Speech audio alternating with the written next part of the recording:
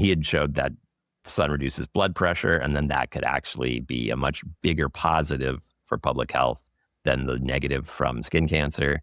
So then you start asking those, as soon as you start asking the questions, then the whole conventional paradigm falls apart. And you go like, how did we ever get to a place where we had this belief system that sun was bad for us without any evidence supporting that? So that was where it started for me. Hi, I am Meredith Oak, and I am the host of the Reverse Aging Club podcast and the co-founder of the Quantum Biology Collective. You can find both of those on Substack.com. We have very active communities there. And this is my interview with Mr. Rowan Jacobsen, the author of In Defense of Sunlight. Now, I believe, and I know that a lot of you believe, that one of the fastest, easiest, simplest, cheapest, least expensive ways to make a dent in the current chronic illness epidemic is to shift the culture's relationship with light and darkness, and especially rethink our relationship to the sun. And up until now, there have not been a lot of great resources that we could hand out to our friends and say, here, read this. It explains everything. We've really had to dig through the research. We've had to dig through social media. We've had to figure out who to trust online because, it's like, oh, well, this tan maxing is trending and sunscreen is evil. And there's just a lot to sort through. So what we have not had that we do now have is a very well-researched, deeply informed, measured, objective treatise on sunlight. This is a book you can order for your friends and neighbors. This is a book you can leave out lying on the coffee table. This is a book you can read on the subway. This is a book that would really do well to become a bestseller. And I encourage everybody to do everything they can to make this happen. The relationship, our relationship to sun and our understanding of sunlight is not just an interesting topic to talk about. It is fundamental to our survival as a species. And I'm not overstating that. I'm not.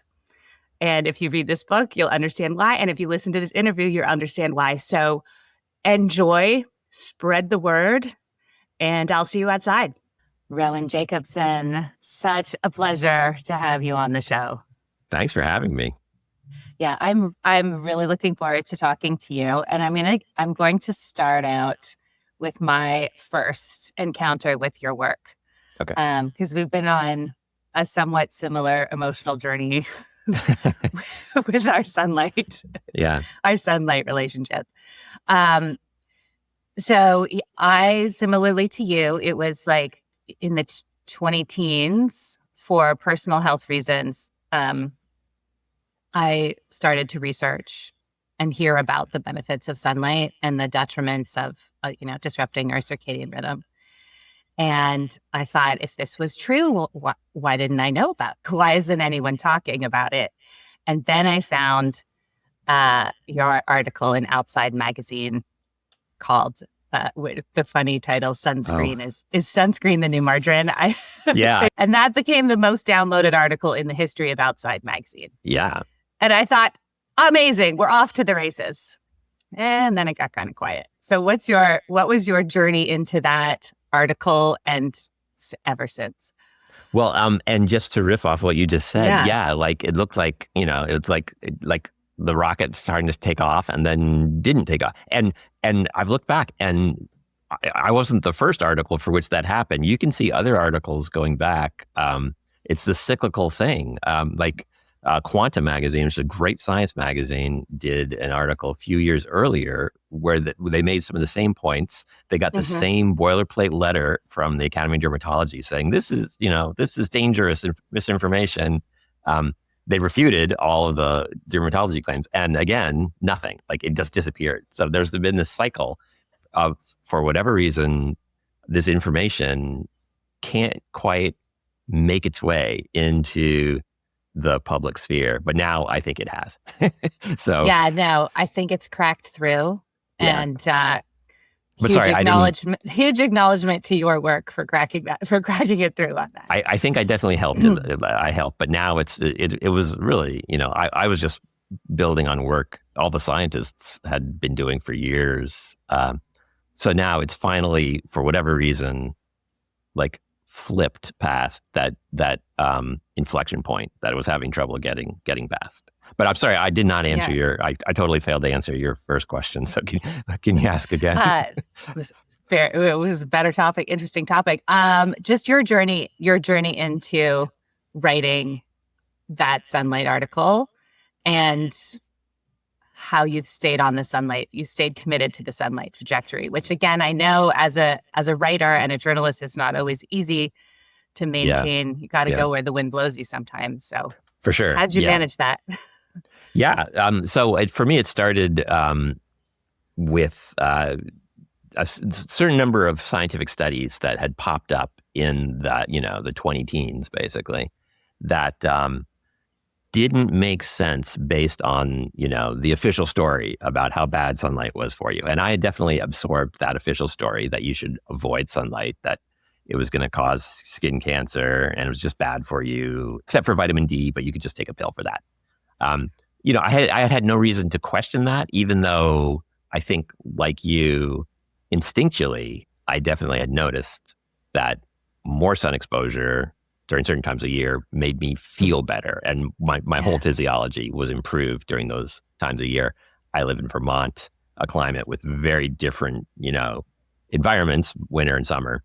So I certainly noticed that summer was better for me, but I had accepted the conventional story. But then, these studies started popping up in the 20 teens that indicated all these positive things that sunlight could do for you. That it could, it improved metabolism, it improved cognition, it reduced blood pressure, and it was somewhat addictive, right? Like one of the classic studies came in 2014 from some Harvard researchers who showed that sun hitting skin triggers a release of endorphins in the brain, and but they didn't ask the important question, which was, obviously, if we evolved to get this effect, to get a reward for sun seeking, why, right? If that had been deleterious, evolution would have stomped it out thousands of years ago. But it was there. It was built into the system, and they didn't ask the obvious question. So once you start going down that rabbit hole, that's what led to my first article, because then I found Richard Weller's work, and he had showed that sun reduces blood pressure, and then that could actually be a much bigger positive for public health than the negative from skin cancer. So then you start asking those, as soon as you start asking the questions, then the whole conventional paradigm falls apart. And you go, like you were sort of indicating in the beginning, like, how did we ever get to a place where we had this belief system that sun was bad for us without any evidence supporting that? So that was where it started for me. Yes, and I appreciate that you picked that up and ran with it, because, for a multitude of reasons, some of which are a mystery to me, it remained it seems like such a compelling piece of information for all of us to have, and yet it remained largely ignored. I also noticed that, that Outside Magazine article, which was downloaded, like it was a virally popular article, which to me was a signal that you hit a nerve, that people were like, yes, I thought so. Like, this makes sense. And then with COVID, there was a period of time where it seemed like talking about the benefits of nature to your health was a limited. It became political for ridiculous reasons, and it remains political. And people have said to me, like, is this a isn't this a political thing? And what I keep saying is, if the sun has a constituency now, then we have screwed up somewhere, right? Like, wow. Yeah, that's our problem, because all life, I mean, with a few exceptions in caves in the bottom of the ocean. Yes, yes, you nerds, I know. All life evolved under sunlight. So Right. to push it out of our lives and politicize it or marginalize it or commodify it in any way just seems to me to be totally antithetical to the flourishing of human civilization. But Yeah, I agree. Like what would Odysseus do, right? Now, like, since the Odyssey is everywhere, like Odysseus liked his sunshine too, um, like, but yeah, so we do seem to be sort of creeping into this area where, like, this sort of like hyper industrialized civilization where we're turning away from nature in every form, including nature in its most basic form, which is light, so that should give us pause, I think. And especially since we have so much evidence that indoor life is unhealthy in various ways. yes. We need to start asking why, Yes. And so let's just walk through, it's a long list, the benefits of natural sunlight hitting our bodies, our eyeballs, our skin, all of it. Um, we don't have to go into the details of the science, but just overall for somebody who's like, what? What are you talking Right, about? right. So we all know about vitamin D. That was discovered 100 years ago, basically, that sun hitting skin produces vitamin D. And vitamin D is an essential hormone used for all kinds of processes in the body. We kind of think of it as that it makes your bones strong, but that's only like number 10 on its to-do list, for each Right. day. It's basically a healing molecule, a defensive molecule that marshals the body's damage repair systems and heals membranes, heals damage caused by free radicals, whether it's from sunlight or from other, from exercise. Like, basically daily life causes free radicals to be produced in the body. Vitamin D helps fix all that. So we knew about vitamin D, and it's really a very important molecule to have in abundance in your skin. But since then, we've learned, as I mentioned, that sunlight also produces nitric oxide, which lowers blood pressure. It helps your blood vessels dilate. And cardiovascular disease is the number one killer globally, and is closely related to blood pressure. So if you can lower blood pressure in any way globally, you're going to save millions of lives a year. So that's a huge one. But then we've also learned that sunlight affects our metabolism. And metabolism is also essential to overall health and longevity. And the way you can think of it is basically that light hitting skin and eyes in the morning is a signal to the body that the day has begun, and that you can start to crank up your metabolism, to burn some fuel, increase the burn rate of the whole organism, so you can go out and do whatever you need to do. Find more food or just like engage with the day. So that signal of light is really important. And then also light seems to have a profound effect on the immune system, where it prevents the immune system from overreacting. And so it seems to reduce autoimmune diseases such as multiple sclerosis quite significantly. And the way I kind of think of it there is it's a hormetic effect, that it's just like exercise, where it's a mild stressor to the system to get hit with all that solar radiation. But it happens every day, and has happened every day throughout history, just like exercise. It tests the system a little bit. It creates a tiny amount of damage that triggers that damage repair response I was mentioning. And that basically acts like a fire drill, which keeps the body's healing mechanisms in good shape so that they can keep healing every day. And it looks more and more that what allows us to age long and gracefully is less about inputs and more about training those healing and repair systems to like do it every day. So I think those are sort of like the big four buckets for what sunlight does to you. Okay, so Wait, basically, sleep. I guess I should mention sleep too, because Great research by Sean Kane using UK Biobank data has shown that bright days, like one of the good sleep is essential, as we all know, to like preventing disease and to living well and long. And one of the best ways to get good sleep is dark nights, but the other half of that is bright days, so that your body feels that diurnal rhythm and responds to the disappearance of light by getting sleepy. Right.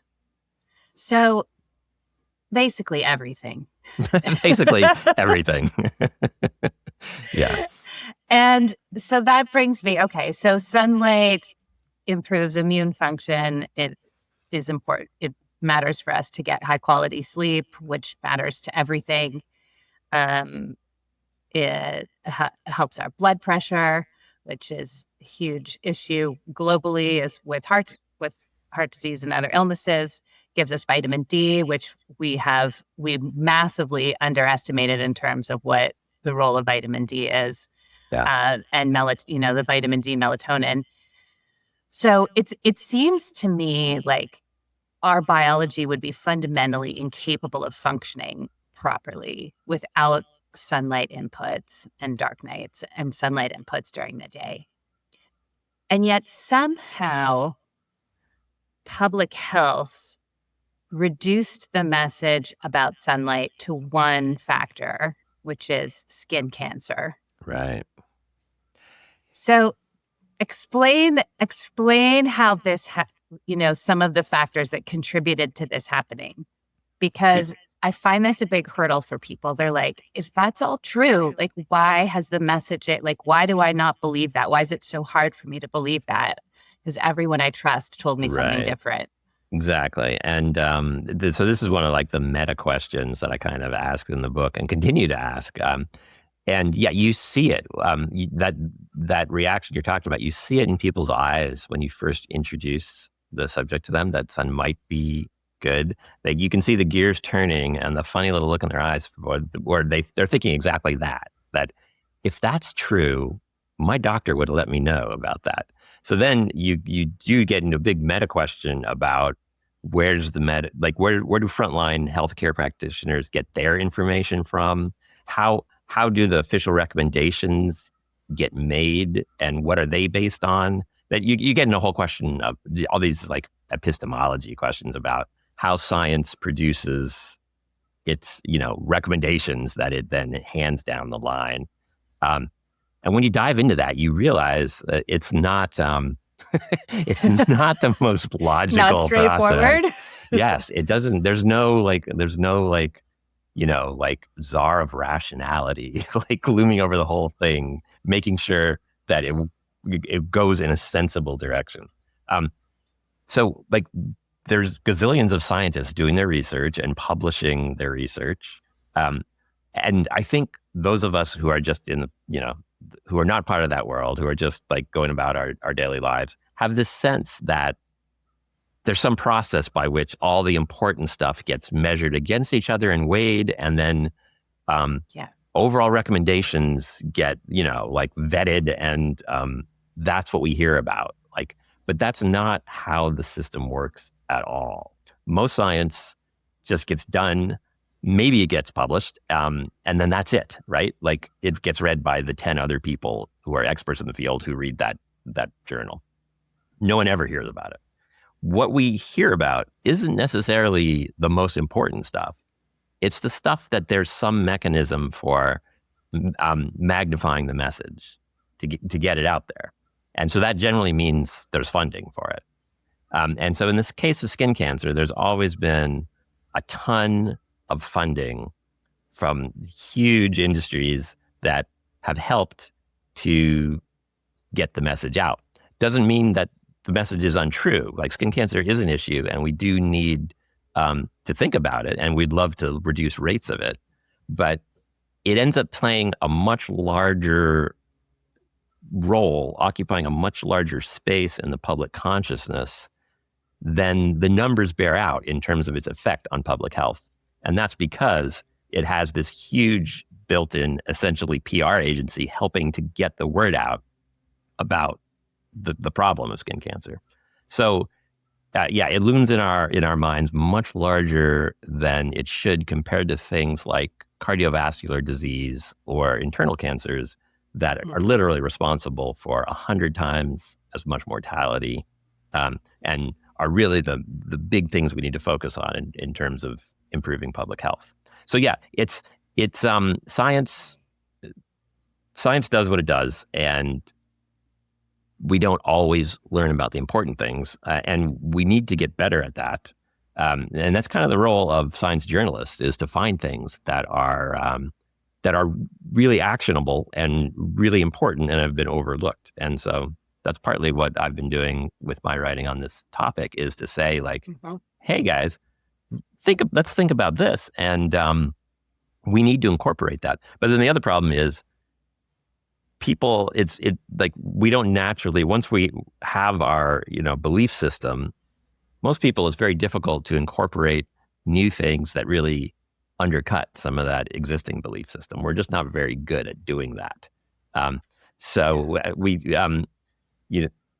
There's this concept in psychology called an anchoring bias, which sort of focuses on the fact that the order in which we receive information has a big effect in how, like, we incorporate it all into our heads. The early information tends to have a big role in anchoring our belief system, and then later information that comes along, even if it's better information, can have trouble, bumping out the less good information. So I think that's where we're at when it comes to sunlight and health. Is we got the information in an unfortunate order. So we now need to sort of like reconsider it all. Right. Yeah, no, that makes total sense. And it was dropped in early, and it was dropped in by all of the people that we trust the most. Exactly. And that we believe the most. Yeah. And yes, and I really thought that too, until I started exploring, doing my own research, which I would never have done if I didn't have, I had no choice, because I wasn't getting any answers. I wasn't sick enough to be taken to have anything that the medical establishment had nothing to offer. Your labs are normal, you're fine. But I was generating enough energy to get through the day. Sometimes I could, sometimes I couldn't. I didn't know why. I did all the food, I did supplements, I did acupuncture, and I was like, there's something else here. Like, there's something, like, I'm, 40 years old at the time. I was like, I'm 40 years old. Like, this can't be just how I'm supposed to feel. Right. Especially in the absence of any kind of, disease marker or anything like that. So I felt like I had no choice. But I know for most people, they don't, feel like that. But you either knew trust. how to read a science paper, or you taught yourself. You trained yourself how to read science papers. My husband and I taught ourselves. Yeah. So this is something that I think, like, this should be basic training. This is why I do this podcast. So, like, not everyone's going to do that. So. No, even most doctors don't end up reading a whole lot of the scientific literature, because they just don't have the time, or it's out of their field. But everybody should be trained in how to read a science paper, and that would, I think, really change things. It should be like part of high school, where you learn to read a science paper. Yes. Yeah, absolutely. Because even if you just look at the abstract and the conclusion, which as you kind of noted this, with the sunlight and the endorphins, right? Like, the findings and the conclusions don't always match up, because the conclusions are often totally written to stay out of trouble, whereas the findings may point to something else. Exactly. And you see that in a lot of the light research, where the results will very clearly point toward like sun exposure being good for you, or sunscreen not working very well at all. And then in the conclusion, they'll veer hard away from that, because they don't want to get themselves in trouble. But yeah, so if you can read you read the introduction, the results, and the discussion. And the discussion, say a little bit more about that part. So the way science papers are set up is, you get the abstract, which is just the one paragraph summary, which is great. And those are always free online. So it's a great way to just know if there's something here you're interested in. But then you really need to dive into the real paper. So then you'll get an introduction, which is the background on the subject and why they decided to do that particular study. Then you'll get materials and methods, which is the nitty gritty of how they did it. You can often skip that part if you're just looking for what the results were. If you're like diving deep, the materials and methods is really important because you want to make sure that they were doing the research in they had good systems in place, and you can kind of like sometimes see like unintentional biases that might have been introduced. But for most people, you can skip materials and methods. Results is just going to be the nitty gritty. Like, here's what we found for our experiment. And the discussion is going to be, here's what we think this means. And that's often the most interesting part. And then the conclusion is short and, what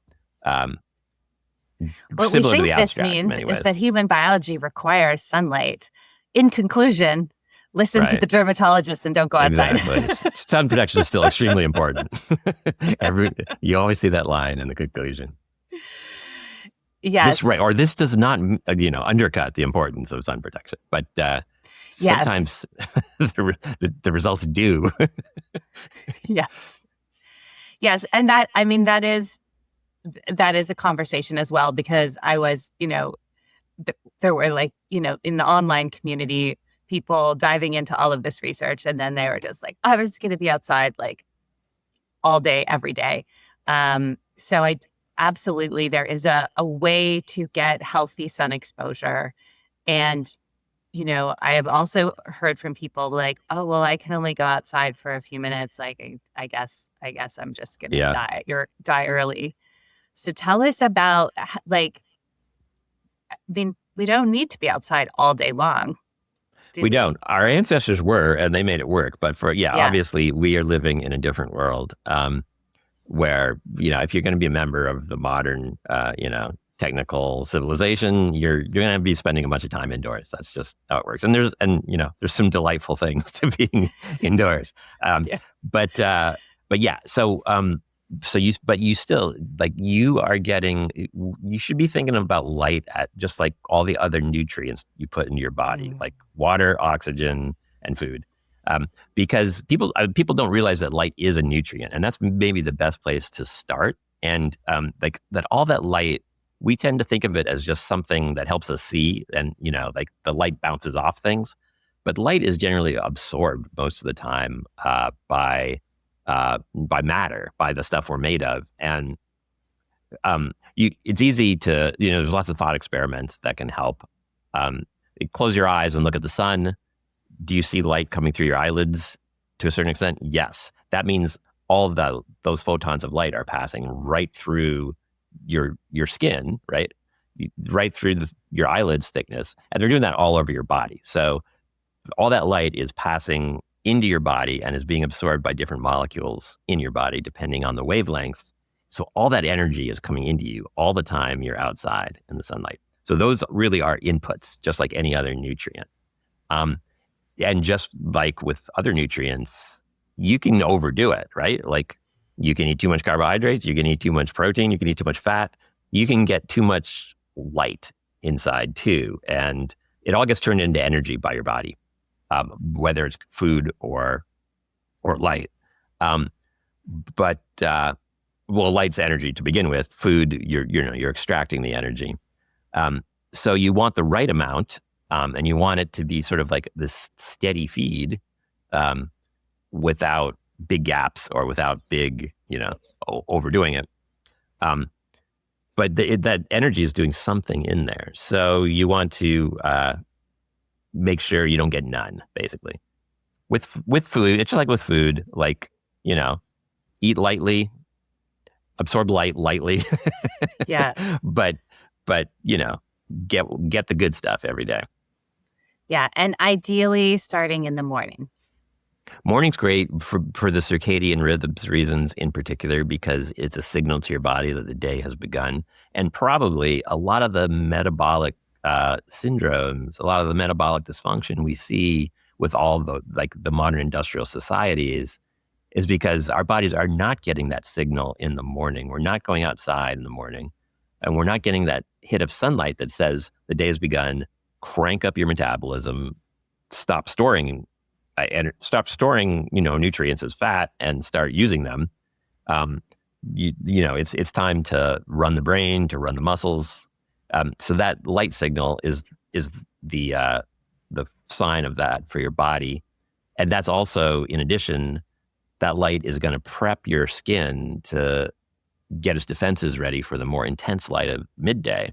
And it's also, it's going to help you set your internal clock. Every cell in our body has its own little internal clock, and it needs basically a timestamp from the sun to make sure it's on track, because kind of like our clocks, or a lot of our clocks, it runs off a tiny bit. So over time, if it doesn't get that timestamp from the sun every day, it can run off and screw up our circadian rhythms. Right. And just even that tiny mismatch compounding over time can take us down an undesired health trajectory. Totally. Because we're understanding more and more that all of our cells, they have a cycle. Like, they're not doing everything all the time. They're doing a bunch of their active work during the day, and then night is time for rest and repair. But they kind of need to coordinate. They need to know when food is going to be coming their way, when they should be, doing their active stuff. They need to know how, what's going to be happening, right? And so the coordination basically is based on that solar cycle. Right. So once again, it seems to me that our biology runs on light. Yeah, I mean, it can try to run without it, but it evolved to run on that light, and it gets a little wacky when those signals aren't there. Okay. And in particular, on the subject of aging, so I've been doing some research into the concept of reverse aging, and in fact renamed one of my shows around that, with the idea being that and I think you mentioned this earlier in our conversation, that if our body, our cells are receiving proper signals that keep them functioning as you just described, doing what they're supposed to do, the sun could also be like a longevity tool, a health span tool, as we say these days. Whereas, particularly for women, we have been deeply trained that stay out of the sun, it will age you. Right. Well, and so that in that case, they're talking about aging of the skin rather than aging the rest of the body. As though that is the only effect. Right. What do other people see? You might get some sunspots, so forget the rest of your body. Right. So it may be that there's a bit of it's a bit of a trade-off. We have to decide. We have to pick between the sunspots and living to 90. Right? You can get them both. Living healthily till 90. Yeah. You might have to accept the sunspots if you're going to make it to 90. But so radiation is radiation, and it's something living things have to deal with, and they've been dealing with it for 4 billion years, right? So they're pretty good at this. In fact, we're pretty much the only species that has an issue with skin cancer. So everybody else is out there all day long, and they're not having a problem. So there's a sign right there that it's not built into Homo sapiens biology that sun is problematic. It's built into it's connected to our modern lifestyle. Something about our modern lifestyle has kind of screwed up the system. But yeah, in terms of aging, we know that sunlight is going to be beneficial in all the ways that exercise is beneficial. It keeps the system in good shape by, making it work every day, as well as giving it good inputs. And just like you can overdo it with exercise and hurt yourself, you can overdo it with sunlight and hurt yourself. So, but the modest workout every day is what keeps the body able to deal with things that go wrong. basically, yeah, in a sense, exercise is training for aging. it's training for things that are going to go wrong, and making sure the body is really good at fixing those things. Because then, as you age, things tend to go wrong. But if your body and especially your cells are really good at fixing those things, that's what then takes you much farther down the line. Sunlight is clearly like exercise for your skin. It trains your skin to fix stuff. So yeah, it will destroy your collagen if you overdo it, if you overexpose yourself again. That's absolutely true. And then you get wrinkles and so on. And it can even, if you really overdo it, you can get skin cancer. But it really looks like those modest everyday exposures are not going to lead to aging. They're going to do just the opposite. They're going to keep your body to really on top of its game for fixing that stuff. And I think the reason that we kind of went wrong on that is because, a little learning is a dangerous thing. And like maybe 20, 30 years ago, scientists finally, they figured out how to measure DNA damage and cellular damage. They look for certain markers of it. And so then they could see that, even, 30 minutes of sunshine, you can see a little bump in damage. Like, it's causing damage, even that small amount of sunlight. What they didn't understand is that like everything else is causing damage too. Breathing, exercise, eating, they all cause damage. That's the exact same types of damage. And that all gets fixed every day. So once they got better at measuring it, you could see that little bit of damage pops up and then is all gone by the next morning. And in fact, often there's less damage in the cell than before that little exposure. And even, you can do it 4 days in a row and you can see there's no accumulation of damage from those small amounts of exposure. So, and the discovery of these damage repair systems, like nucleotide excision repair systems and base excision repair systems, won the Nobel Prize, 10, 15 years ago. It's really important, and it's still underappreciated how important that is for long-term health, I think. So right. Small amounts of sunlight support that system. So they support that system. So the idea that sun causes damage, which is so deeply ingrained, especially skin damage. If we are not overdoing it, so let's just say we're getting a healthy amount of sun exposure for our skin type, which we'll get into in a minute, that damage is part of the process.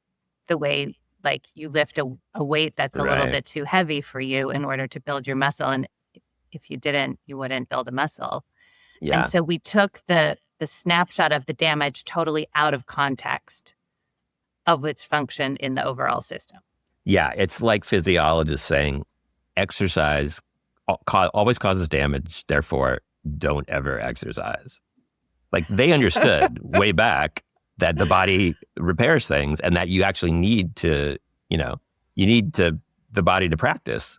Otherwise, if the body is totally unpracticed, then when things do start to go wrong as we get older, those systems aren't very, very good at fixing the damage, and you go downhill much faster. Right. And that's where I'm coming to on my reverse aging journey, where it's like, there's no guarantee you won't get sick. There's no guarantee you won't get injured. But if you do, your body's capacity to deal with it, if you are engaged in habits and strategies that compound positively over time and keep your cells in a state of remembering what to do.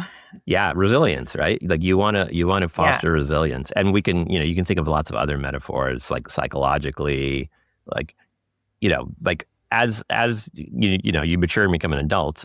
Part of that process is getting more resilient, getting better at dealing with stuff, getting better at handling stress. Like, you want your child to have a little bit of stress, right? Not too much, but zero stress. Then, they're the hothouse flowers and they can't deal with anything.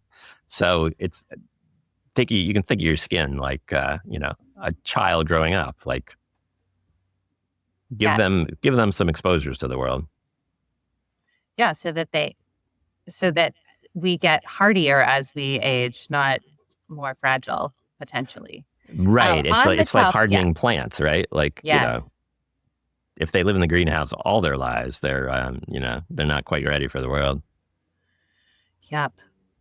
On the topic of psychology, let's just talk about sun and mental health for a minute.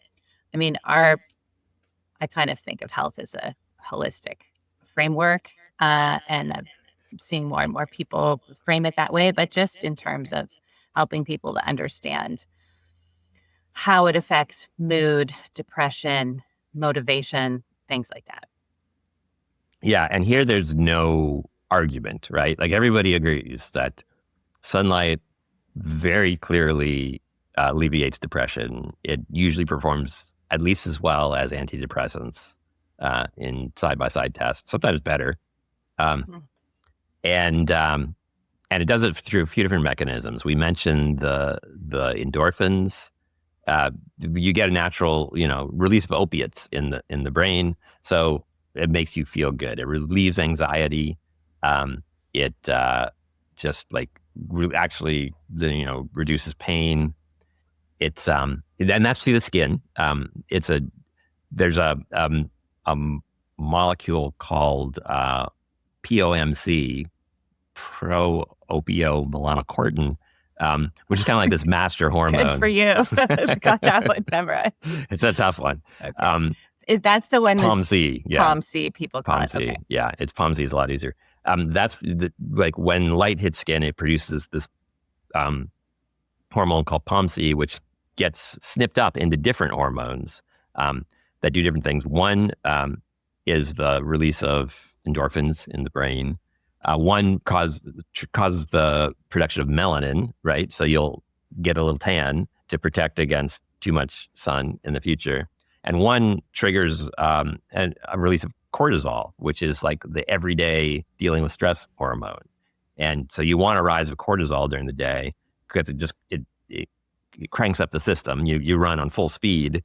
You don't want cortisol at night because that's what a lot of us in the modern world have too much cortisol still running at night, because cortisol is a reaction to stress. It like raises the body's game so it can deal with stress. And the problem is a lot of us have too much stress in our lives. So we still have this lingering cortisol at night, which prevents sleep and prevents you from going into that damage repair process at night. So you want cortisol, a spike of cortisol during the day, or maybe not a spike, but a nice, gradual rise for doing stuff. And then you want it to go down in the evening. And that's good. Like basically part of health and happiness seems to be, running at high speed, like not feeling like you're like, your brain is wading through mud or something. Mm-hmm. So sunlight seems to help with that. It just, it clears the cobwebs. Yes. And another one they've discovered recently is that green photons in particular, and the sun is rich in green light, through the eyes are particularly good at alleviating pain and anxiety in the brain. And it seems to be a fairly direct, there's two groups studying this, one at Harvard, one at University of Arizona. It seems to be a fairly direct effect where the cones in our eyes that detect green light in particular send a signal to the brain. And for whatever reason, that green light signal puts us in a little bit more of a blissed out state, a little bit more of a relaxed, contemplative state. And it relieves pain, whether it's like anxiety, so like mental pain, or physical pain even. It's now being used for migraines in particular because they sort of accidentally discovered that green photons would actually reduce migraine symptoms. And so it's actually a different electrical signal than you get from your other cones that are detecting like red light or blue light. So green is particularly good. And I see a whole lot of green behind you right now. You're surrounded by trees. So you can think about this in evolutionary terms, that part of that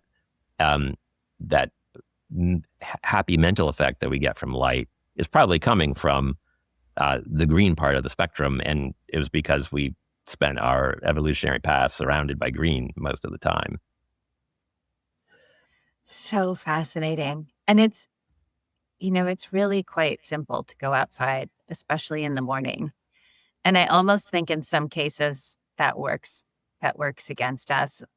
I was talking to someone recently, and someone was like, "Oh, this is Meredith, she's been researching this and that, and has this podcast." And he's like, "Okay, so, and he's like, what should I do? Like, what are your recommendations?" And I was like, go outside in the morning and block bright light at night, and go outside during the day as much as you can. And he was like, "That's it?" Like, he was almost annoyed. He didn't quite scoff, but I could see that he wanted to. It was like, that seems so simple and dumb. Exactly. And it's, I think you're actually onto something there. Like, people want something that's less intuitive. Like, they want the surprise solution, or the like fancy a big supplement stack and an inject this. And, or they want a special light that they can like shine at themselves rather than just go outside. But that's why, if someone's telling you that the solution is go outside, they don't have a product to sell you, so you can probably trust their advice a little more. But yeah, it really is that simple. But the other thing is, and I've noticed this, like the morning light is especially good for you, for your rhythms thing, sort of spread through the culture, got on a bunch of podcasts. But then I think people got the idea that was all they had to do is go out, zap their retinas with 5 minutes of morning light, and that was it. They could go back to their computers inside all day long, which is not the point. Like, the point is, because then like, think about what messages your cells are getting from that. It's like, oh, it was daylight for 5 minutes, and then the sun went away. So that is not going to get you on that nice circadian 24-hour rhythm that you want. You need exposure to more. Morning's great, but you need more of that bright outdoor light signal in the day than that. Yes, and again, it's very simple. It's just you go outside for a few minutes. So if you're in an office building and whenever you get a chance, you might have to get in the elevator and go down and walk around the block, but that is going to absolutely change the trajectory of your life. Yeah. Versus just staying in the building and going to the basement for your coffee. Like, just these little changes. Totally. And it's easy, it's free, which is why it should sort of, you want to see like a national policy in place where it's such an easy message. Yeah, maybe too easy. Because we seem to like it complex. So I want to talk about one more thing about light and health, which has to do with people with different levels of melanin in their skin. So white people, brown people, black people.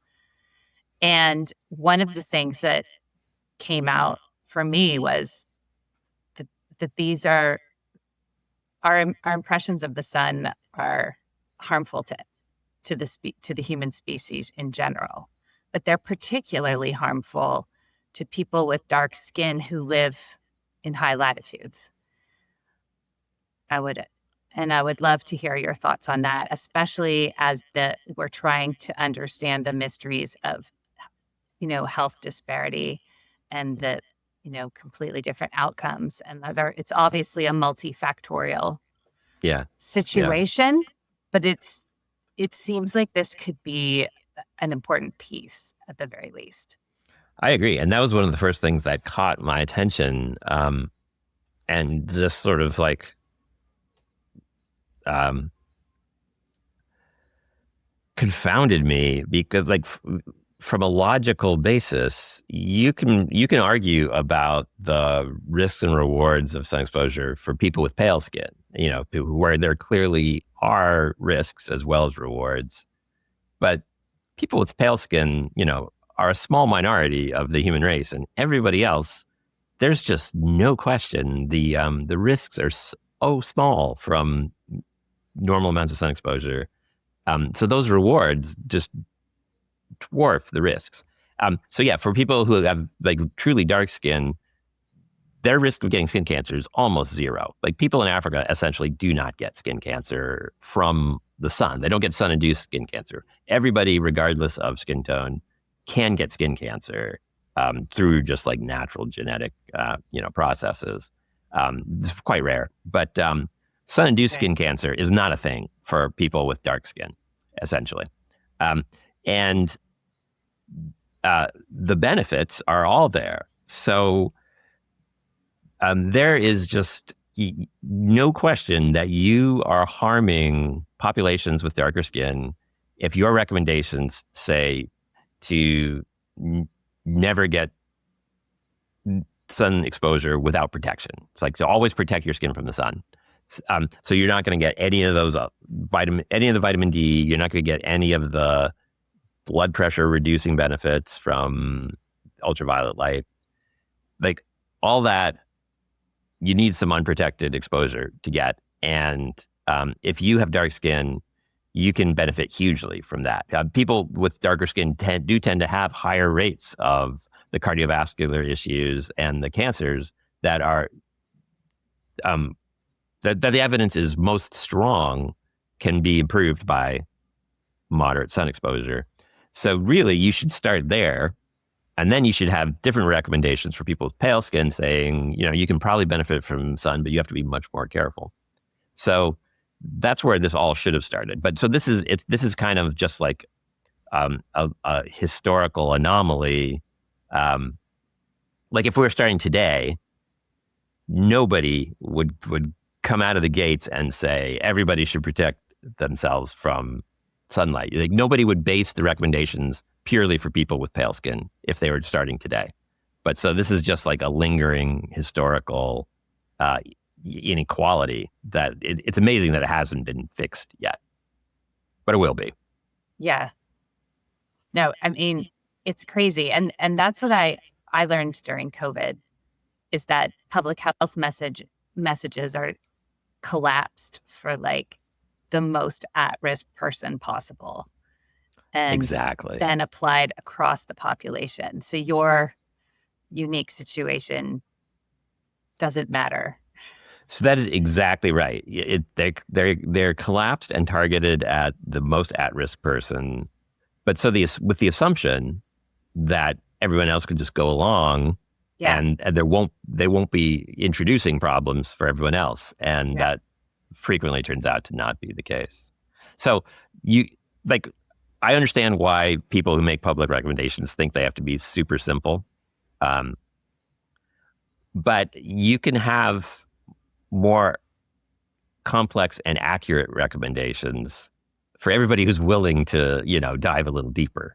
So really, I don't understand why you can make your public recommendations, right? You can be like, all right, here's the 30-second version if you want this. But for people who would like the 2 minutes version, here's that. And for people who would like the 300-page book version, here's that, right? Like, I don't understand the argument that you can't do all of those things at the same time. There you go. For example. For example, in defense of sunlight.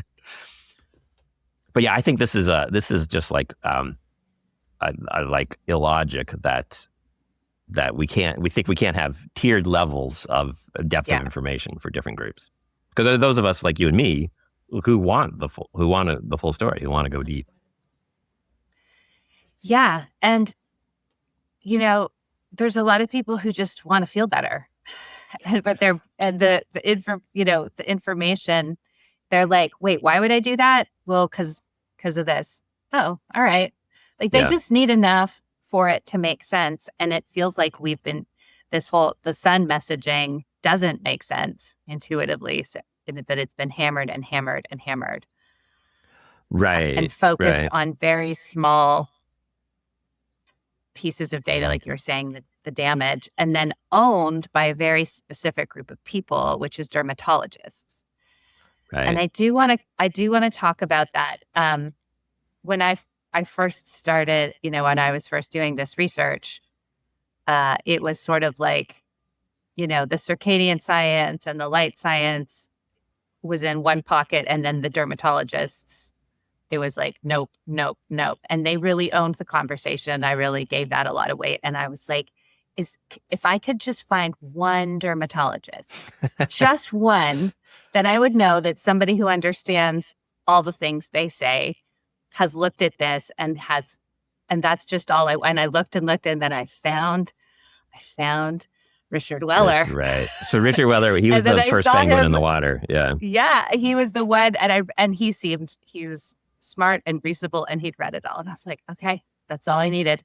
So when I saw that he wrote the foreword to your book, I was really excited. Yeah, I was very pleased that he was willing to do that. He's very sharp. And there are more, and there are going to be many more. It's all changing, but it is like the frontline dermatologist, the average dermatologist, they're getting their information from like these foundations that are like sending them information. They don't necessarily have time to go to the sources and stay up on the latest scientific understandings. And the funny part of it is that for whatever reason, we've gone to dermatologists for any question about sunlight and health.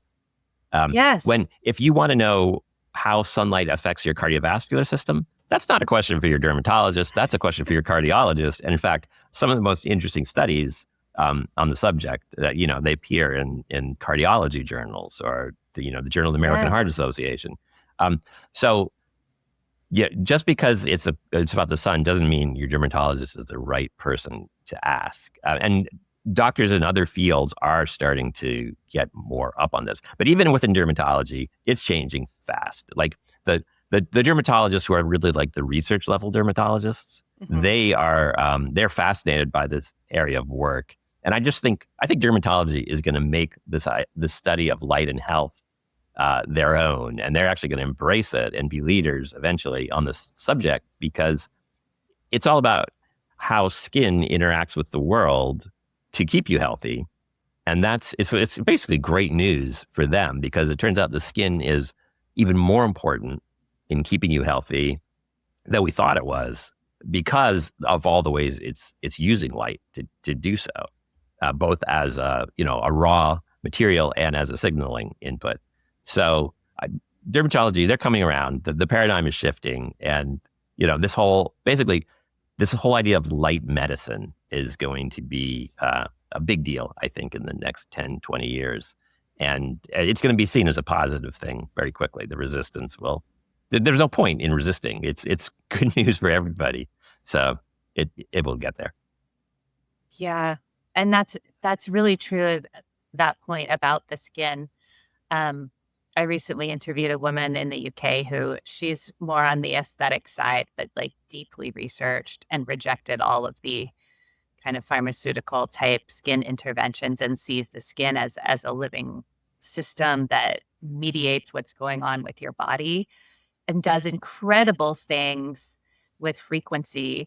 So even if our skin has to take a bit of a hit with the UV light over time, there are also these amazing technologies evolving that don't use drugs and don't put anything crazy into your body that can help, with that damage. Because it's like, I'm like, well, in order to avoid some wrinkles, I'm going to sacrifice my sleep, my metabolism, my mental health, my immune system, and my cardiovascular health. Those things are all going under the bus. And don't even, and that's not even talking about breast cancer. And it's linked to circadian dysregulation. Like there's so many things. Yeah, that's a big one. But yeah, well, part of the discussion is, what should a very healthy 60-year-old human look like, right? Like when did we start thinking that, a little bit of crow's feet didn't look good? I actually think it looks pretty good. Yeah. Often.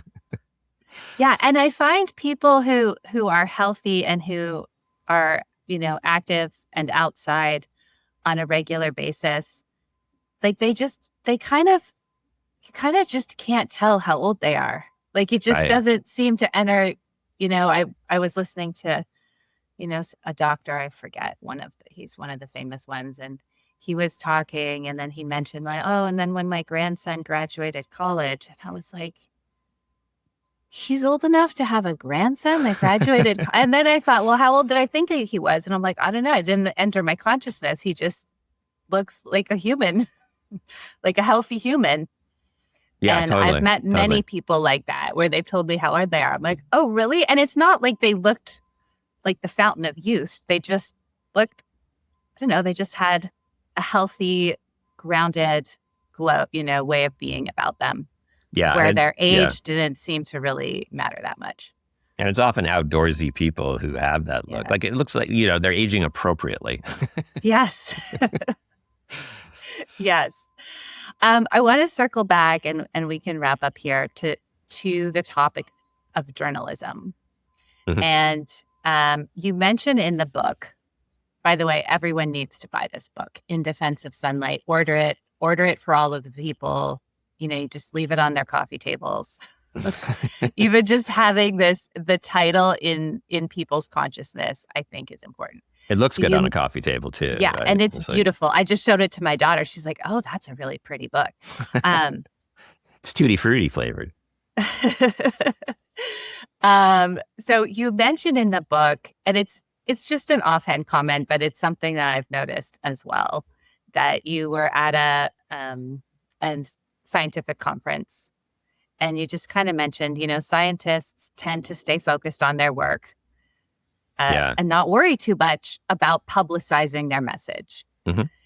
And I have found that to be true. My comment about the breast cancer, I interviewed a circadian biologist who was like, oh yeah, it was very, very clear by the late 80s right. that circadian regulation and breast cancer had a causal link. Like, okay, well, why didn't you tell anybody? It's like, oh, well, the scientists knew.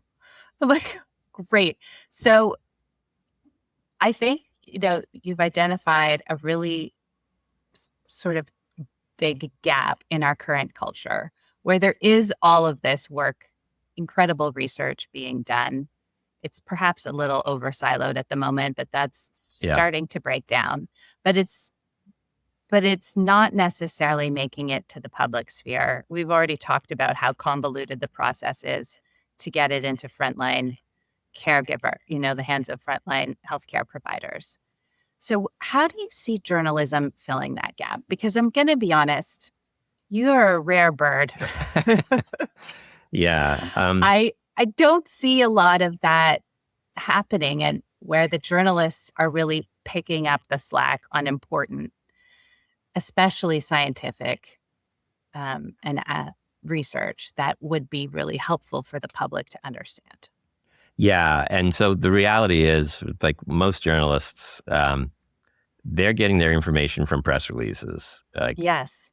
So, and again, it goes back to like, who has the means to spread the news. So all the science gets done. A university will like pick a couple things that it would think it wants to like amplify. And, the comms department will write press releases and send the press releases to the journalists. And a lot of journalists just go by press releases. And they get press releases from industry too, right? Like industry funds a lot of research. So that's what they're going to have to write about. And most, journalists with day jobs are spending like 1 day or 2 days on that story. Like, we've all gotten the calls where the journalist is like, hey, are you free in the next 2 hours? Or you get an email like, I'm doing a story. I got 2 hours to finish, to turn it in. Like, oh my God. So the information in classic media sources is often very poor, very superficial. It's changing. But the whole media landscape is changing. Mm-hmm. Where you've got journalism doing maybe a worse and worse job, but then you've got the world of podcasters and Substackers spending gobs of time on subjects and often going way deeper than you could ever do in a traditional media story. So there's tons of information out there. It's changing the ways, the paths that it takes to get out there. And you do have to sort of like go out and find it yourself to a certain extent. but it's not going to get any better for traditional journalism because the funding, the economic model is getting worse and worse. Like whether it's ad driven or subscription driven, the classic media isn't paying off. So it's all finding other means of getting out there. And then you do have to worry about, if it's a podcast, who are the sponsors for the podcast? Like you have to ask all the usual questions. But we're also in this weird period where AI is AI is like has read everything for good or ill. So if you're careful, AI can be a great tool for finding studies that you might not otherwise have found because it has read everything. And if you don't trust it to summarize information, but you use it to find information for you, and you go to the original science papers, it can be a great way to find information. It can also be a great way to like create misinformation. So yes, you got to be careful. Yes. No, I've that's been my experience too. It's like AI will find this great stuff, but it tends to push back, and I get annoyed with it because I'm like, I've explained to you, Claude, my position on this, and I've told you why, and I've given you the references, and you're like, oh, okay. And then every time I come back, you're like, well, actually, the mainstream consensus. I'm like, okay. Yeah, that's why you have to use it just as your gopher. Yes, and so people need to understand. Yeah, it's good for searching, but it comes back to even the idea of journalism, right? Because the AI is sort of it finds great stuff, but its commentary is reverting to whatever the party line is. Definitely. And I had someone explain to me once that like journalists used to have beats, right? Like there used to be that, I think the person's explaining it like covered ports. So anything that happened with shipments and boats and things coming out of the port in his city, like that was his beat. So over the years, he was actually a deep well of knowledge on that topic. Whereas to your point, what you were saying is now everyone kind of covers everything via press releases. And I feel like you've assigned yourself the light beat. I did. I took the light beat because it was untaken. Yeah. And that's and you've been covering it for years and following the stories and going down following the different threads and bringing different pieces together.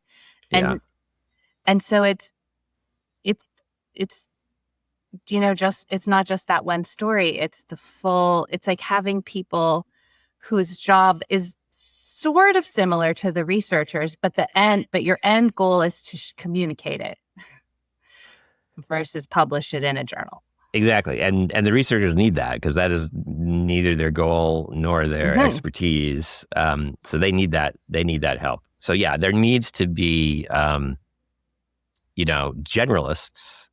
And the other part of that is you mentioned the silos earlier. Like even if you've got a beat on ports, then you're an expert on ports, but you don't necessarily know how that relates to other pieces of the economy that well.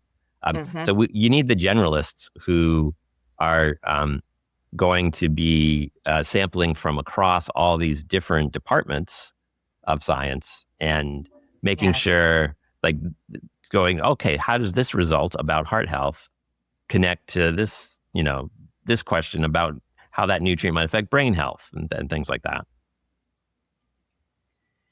Well, thank you for assigning yourself to the light beat. We all very much appreciate it. And this is a fantastic book. I'm going to mention it again. In Defense of Sunlight by Rowan Jacobsen. You can order this book wherever you order books. And it's in books shops as well. Is it like in a Barnes and Noble and things like that? Yeah, it should be everywhere. Should be everywhere. And again, like this is really exciting because this book is like out there. There are some niche publications that pop up now and then, but Rowan, you have managed to write an incredible piece of piece of work here and get it published and get it into the mainstream booksellers and the mainstream consciousness. And thank you for that. Thank you. Yeah. And it's just the beginning of the conversation that we're all going to be having now, which is great. I hope so. I didn't put together that you were echoing Michael Pollan in Defense of Food. Yeah. So when I read that in there, I thought, perfect, because that definitely kicked off a huge change in how people think about what they put in their body. For sure. And this is the other half of that. Yeah. Yep. Here we go. All right. Thank you so much for your time. And it's wonderful to meet you. Thanks, Meredith. Go enjoy that beautiful sunny day out there. Well done. You've made it to the very end of the episode. Thank you so much for spending this time with me. I really, really appreciate having you here. You make it the whole thing worthwhile. Come and join the club at reverseagingclub.substack.com.